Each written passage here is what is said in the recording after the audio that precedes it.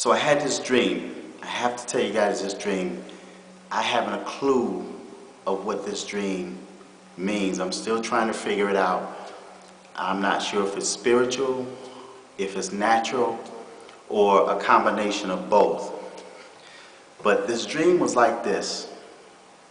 I was driving and I was near this school here in Syracuse that's called Henniker High School. And I noticed in the dream, I was as if I was going in circles. I always ended up in the same spot. Every day I was still near Henniker High School, and it was as if I accepted it as being the norm. Then finally I realized that it was almost like I had died, but I was not aware that I was dead. You know how sometimes when, you ever hear this saying where, like say if someone died in a car crash or died in a certain location, that person becomes somewhat of a wandering soul. It's like they trapped between the earth, they're earthbound, so to speak. And they're trapped here on the earth. And they're not really aware that they have passed on. So they look at it as the norm. So it's like people, in a sense, are like the Walking Dead, because every day it's the same exact thing. Nothing changes. So it's like those people that pass and that's not aware that they're dead. So that's the way it was with this dream. I always ended up in the same spot. Every single day, nothing changed. Then I realized that it was as if it was like a dead person, okay, that wasn't aware they were dead. I'm trying to put it in a way that you could understand it. But then, once I realized and acknowledged that, I made a left-hand turn onto the street up near Henniker High School. And I was driving, and right when I made that turn on the corner, there were 4 women that were bound. They were on their knees, their hands behind their backs, and rope was tied from their hand, from the wrist, all the way up their arm and around their body.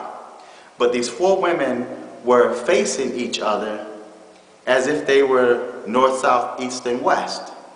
So as I drove past, these women were crying out for help. They were begging and pleading for me to help them.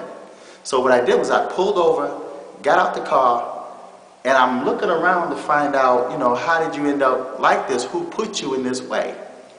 And just as I start unbounding them or untying them, then there was this man that appeared.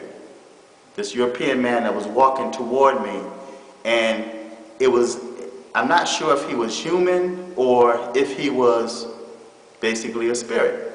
Because when the guy was walking toward me, I walked away and started walking toward my vehicle to get in and drive away.